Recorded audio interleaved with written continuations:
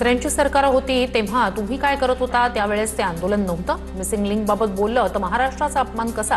स्वतःवर आलं की राजकारण दिसतं. राज ठाकरे यांची मुख्यमंत्री फडणवीसांवर टीका. राज ठाकरेंबाबत माझा भ्रमनिरास झाला. उद्धवजी आणि राजजी त्यांचं अभिनंदन करतील असं वाटत होतं. घरकोंबडे बसून महाराष्ट्राला बदनाम करण्याचं काम सुरू आहे. राज ठाकरे यांच्या वक्तव्यावर मंत्री चंद्रशेखर बावनकुळे यांची प्रतिक्रिया. टीका केल्यानंतर मुख्यमंत्री विधानसभेत बघून घेईन असं बोलतात. मुख्यमंत्र्यांची ही कुठली भाषा? राज ठाकरे यांची टीका तर महाराष्ट्राच्या विधानसभेत मुख्यमंत्र्यांचं हिंदीत भाषण कशासाठी? राज ठाकरेंचा सवाल. प्रश्न विचारणाऱ्यांना मुख्यमंत्री कुत्रा भाडेके टट्टू म्हणतात. महाराष्ट्राला एका संस्कारी मुख्यमंत्र्याची गरज आहे. फडणवीस एखाद्या सुलतानासारखे वागतायत. फडणवीसांनी एक प्रकारे आणीबाणी घोषित केली आहे. संजय राऊतांचा मुख्यमंत्री फडणवीसांवर निशाणा. महाराष्ट्राची बदनामी करण्याचं काम संजय राऊत करतायत. राज्याची वाट लावण्याचं काम मविया सरकारनं केलंय. नवनाथ बन यांचं राऊतांना प्रत्युत्तर. राम मंदिरात भ्रष्टाचार झाल्याचं भाजप खासदारांनीच सांगितलं. राम मंदिर ट्रस्टवर भाजप आणि आरएसएसचे लोक राम मंदिर चोरीवर बोललं म्हणजे धर्माचा अपमान कसा? 1400 कोटी चोरले जातात त्यावर बोलायचं नाही का? राज ठाकरेंचा सवाल. ज्यांनी आपलं सरकार पाडलं त्यांच्या छताखाली जाऊन बैठक घेतल्यानं विश्वासार्हता कमी होते. विधानभवन ओस पडलं होतं का? आमचं मन दुखावलं. पवार गद्दारांना प्रतिष्ठा देत आहेत. पवारांनी एकनाथ शिंदे यांच्या दालनात बैठक घेतल्यानं संजय राऊतांची टीका. येत्या काही दिवसात एनडीएची ताकद वाढताना दिसेल. शिंदे आणि पवारांमधल्या बैठकीनंतर राज्यमंत्री योगेश कदम यांचं सूचक वक्तव्य. पुढच्या काही दिवसात चांगले निर्णय आपल्याला दिसतील. योगेश कदम यांचा दावा. भेट घेणं चुकीची गोष्ट नाही. राज्यात जे आयुध असेल ते आम्ही वापरतो. सर्वजण मिळून चर्चा करतो. सर्व मिळून काम करण्याची राज्याची पद्धत. शिंदे पवारांच्या भेटीवर नाना पटोलेंची प्रतिक्रिया. संजय राऊत मोहम्मद तुघलक ज्या फांदीवर बसतो तीच फांदी कापतो. संजय शिरसाट यांची संजय राऊतांवर टीका. शरद पवारांनी कुणाला भेटावं हे ठाकरे आणि राऊत सांगणार का? संजय शिरसाटांचा सवाल. संजय राऊत यांच्या वयापेक्षा पवारांचा अनुभव जास्त. शरद पवार निर्णय घेण्यासाठी सक्षम. राऊतांनी शरद पवारांना शिकवू नये. अनिल पाटील यांचं राऊतांना प्रत्युत्तर. मुंबईतील दुर्घटनेवर भाजप आमदार हसतायत. काल झाड पडलं आज मॅनहोल असं बोलून भावना शून्य आमदार हसतायत. अमित साटम यांच्या हसतानाच्या व्हिडिओवरून राज ठाकरे यांचा संताप. मुंबई तुंबली की नैसर्गिक म्हणता. एक मुलगा झाड पडून जातो, माणूस मॅनहोलमध्ये पडतो. हे सगळं नैसर्गिक आहे का? राज ठाकरेंचा सरकारवर निशाणा. समान नागरी कायदा लवकरच आणला जाणार. समान नागरी कायदा लागू करण्यासंदर्भात 7 जणांची समिती गठीत. सुप्रीम कोर्टाच्या माजी न्यायमूर्ती रंजना देसाई यांच्या अध्यक्षतेखाली समिती गठीत. वसई विरारमधील विस्कळीत जनजीवनाचा मुद्दा भास्कर जाधव यांनी विधानसभेत मांडला. मोबाईलला नेटवर्क नाही, लोकांची घरं पाण्याखाली. सध्याच्या परिस्थितीवर भास्कर जाधव यांची विधानसभेत माहिती. पुण्यातील मोशी दुर्घटना ही नैसर्गिक आपत्ती. पिंपरी चिंचवडचे पालिका आयुक्त विजय सूर्यवंशी यांचं वक्तव्य. कुणालाही दोषी ठरवता येणार नाही असं म्हणत पालिका आयुक्तांनी हात झटकले. जबाबदारी झटकून चालणार नाही, दोषींवर कारवाई व्हावी. खासदार श्रीरंग बारणे यांचं वक्तव्य. प्रकल्पाला परवानगी दिली कशी? श्रीरंग बारणेंचा सवाल.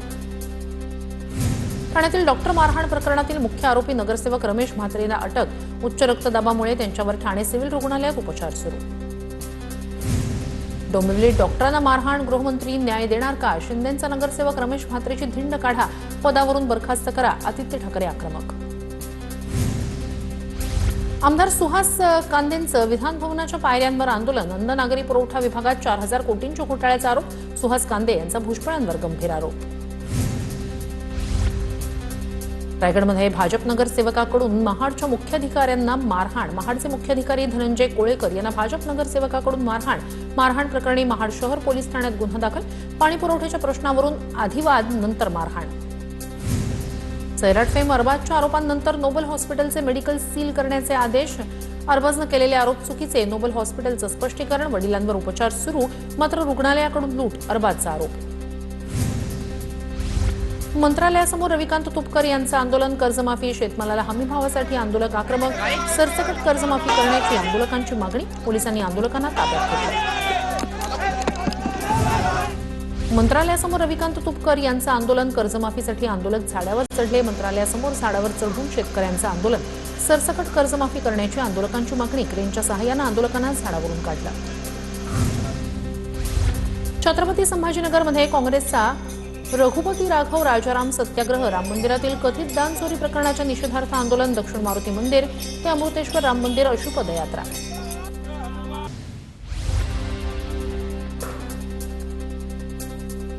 ठाण्यात पावसामुळे अनेक ठिकाणी झाडं कोसळल्याची घटना तर अनेक जण जखमी। झाडांसंदर्भात मनसेचं अनोखं आंदोलन, झाडाभोवती सिमेंट काँक्रिटीकरण हटवण्याची मागणी।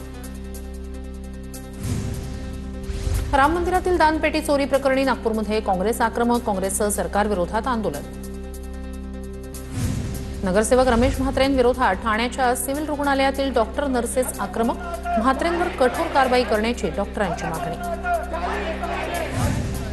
हिंगोली जिल्ह्यातील अनेक गावांना मध्यरात्री 3 ते 4 वेळा भूकंपाचे धक्के, 4.6 इतकी भूकंपमापक केंद्रात भूकंपाची नोंद। हिंगोली, परभणी आणि नांदेडमध्ये बसलेले भूकंपाचे धक्के लातूर जिल्ह्यातही जाणवले। उदगीर शहरातील भूकंपाचे हादरे सीसीटीव्हीत कैद। धक्क्यानंतर जनावर आणि कुत्री घाबरल्याचं दिसून आलं। आळंदीत पालखी मार्गावर महिलेचा जोरदार राडा। पालखी प्रस्थानासाठी नाकाबंदी असतानाही महिलेनं कार पालखी मार्गातच आत घुसवली। आधी महिला रस्त्यावर झोपली, मग पोलिसांशी हुज्जत घातली। चंद्रपूरमध्ये टीईटी सक्ती आणि बीएलओ कामाविरोधात शाळा बंद आंदोलन। शिक्षक संघटनांनी सामूहिक रजा घेत जिल्हाधिकारी कार्यालयावर धडक दिली। मागण्या मान्य न झाल्यास यापुढेही संघर्ष कायम ठेवू, शिक्षक संघटनेचा इशारा। गोंदियात शिक्षकांचं जुनी पेन्शनसह विविध मागण्यांसाठी आंदोलन। जिल्हाधिकारी कार्यालयासमोर शिक्षकांचं ठिय्या आंदोलन। मागण्या मान्य न झाल्यास तीव्र आंदोलनाचा इशारा। नाशिकमध्ये शिक्षकांचा अशैक्षणिक कामं आणि टीईटी अटी विरोधात जिल्हाधिकारी कार्यालयावर मोर्चा। गोल्फ क्लब मैदानापासून जिल्हाधिकारी कार्यालयापर्यंत विराट मोर्चा। अमरावतीत टीईटी विरोधात शिक्षकांचा मोर्चा। शाळा बाह्य कामं आणि टीईटीला शिक्षकांचा विरोध। अमरावती जिल्हाधिकारी कार्यालयावर शिक्षकांचा भव्य मोर्चा। जळगाव जिल्ह्याला पावसाचा येलो अलर्ट। चाळीसगाव तालुक्यात मेघगर्जनेसह मुसळधार पावसाची शक्यता। काही ठिकाणी जोरदार सरींसह वादळी वाऱ्याचा इशारा। जळगाव जामोद तालुक्यात मुसळधार पावसाची हजेरी। मानेगावमध्ये नाला नसल्यानं पावसाचं पाणी घरात शिरलं, अनेक घरांचं नुकसान। तातडीनं नुकसान भरपाई देण्याची नागरिकांची मागणी। सांगलीत कृष्णा नदीची पाणी पातळी 28 फुटांवर पोहोचली। गेल्या 24 तासात 4 फुटांनी पाणी पातळीत वाढ। नदीकाठची मंदिरं आणि अनेक बंधारे पाण्याखाली। गडचिरोलीच्या जारावंडी धान खरेदी केंद्रात वेळेवर उचल न केल्यानं मोठ्या प्रमाणावर धानाची नासाडी। शेतकऱ्यांकडून खरेदी केलेलं धान उघड्यावरच ठेवल्यानं धान पावसात भिजून लाखो रुपयांचं नुकसान। नांदेडच्या विष्णुपुरी जवळील उड्डाण पुलाच्या बाजूचा भाग कोसळला। सुदैवानं जीवितहानी नाही। वर्षभरापूर्वीच ब्रिजचं काम झालं होतं पूर्ण। नाशिकच्या निफाडमधील चांदोरीत गोदावरी नदीनं पात्र सोडलं। हेमाडपंथी मंदिर पाण्याखाली। खंडेराव महाराज मंदिरातही पुराचं पाणी शिरलं। पुरासोबत आलेले मासे पकडण्यासाठी नागरिकांची मोठी गर्दी। मासेमारी करताना पोलिसांच्या सूचनांकडे दुर्लक्ष। नालासोपाऱ्यात पावसाची विश्रांती। वसई विरार महापालिकेकडून आता स्वच्छता मोहीम। नालासोपाऱ्याच्या आचोळा रस्त्यावर पालिकेकडून स्वच्छता। गेल्या 5 दिवसात झालेल्या पावसामुळे परिसरात कचऱ्याचं साम्राज्य। वसई विरारकडे जाणारी पश्चिम रेल्वेची लोकल सेवा आज पूर्वपदावर। मुसळधार पावसामुळे काल गाड्या सुमारे अर्धा तास उशिरानं धावत होत्या। आज पावसानं विश्रांती घेतल्यानं प्रवाशांना मोठा दिलासा। विरारकडे जाणारी लोकल सेवा पूर्ववत। नालासोपारा स्थानक परिसर अजूनही पाण्याखाली। वसई विरारमधील परिसर गेल्या 5 दिवसांपासून जलमय। मुसळधार पावसामुळे रायगड किल्ल्याचा पायरी मार्ग बंद। रायगडावर पायरी मार्गानं प्रवेश नाही। दरडीच्या धोक्यामुळे महाड प्रशासनाचा प्रतिबंधात्मक निर्णय। पर्यटकांनी अधिकृत सूचनांचं पालन करावं, प्रशासनाचं आवाहन। खडकवासला धरणातून होणारा पाण्याचा विसर्ग बंद। धरणाच्या पाणी पातळीतील घट झाल्यानं विसर्ग बंद करण्याचा निर्णय। नदीपात्रात न उतरण्याचं प्रशासनाचं आवाहन। पुणे जिल्ह्यात झालेल्या पावसानं शेतकऱ्यांचं मोठं नुकसान। पेठ परिसरातील वेळ नदीला पूर आल्यानं नदीकाठच्या शेतांमध्ये पाणी। काही घरांमध्ये पाणी शिरल्यानं नुकसान। मुसळधार पावसामुळे उल्हास नदीला पूर। मोहने जलशुद्धीकरण केंद्रातील पंपांमध्ये गाळ साचला। केडीएमसीची मुख्य जलवाहिनी फुटल्यानं शहराचा पाणी पुरवठा 48 तासांपासून ठप्प। मुसळधार पावसामुळे भोरमधील भाटघर धरणाच्या पाणीसाठ्यात झपाट्यानं वाढ। 5 दिवसात धरणाचा पाणीसाठा 11 टीएमसी वाढला। सध्या धरणात 47% इतका पाणीसाठा।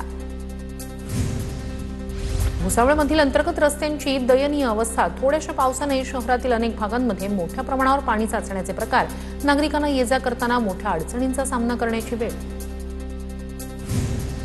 जळगावच्या मुक्ताईनगरमध्ये 2 दिवस झालेल्या पावसामुळे कुऱ्हा-काकोडा परिसरातील सर्व बंधारे पूर्ण भरले.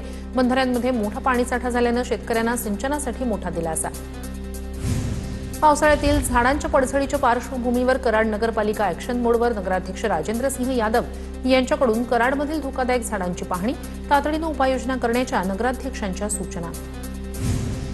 नाशिकमध्ये मोबाईल गेमच्या रागातून आईकडून 2 अल्पवयीन मुलांचा छळ. चटके देत प्लास्टिक पाईप आणि चामड्याच्या पट्ट्यानं मारहाण. मित्राच्या मदतीनं मुलांना घरात कोंडल्याचा आरोप. पोलिसांनी आईला अटक केली. अहिल्यानगर मनपा महामार्गावरील तिसगाव फाट्यावर बस आणि दुचाकीचा अपघात. दुचाकीस्वाराचा जागीच मृत्यू. दुर्घटनेमुळे काही काळ वाहतुकीवर परिणाम. वारंवार अपघात होत असल्यानं गतिरोधक बसवण्याची स्थानिकांची मागणी.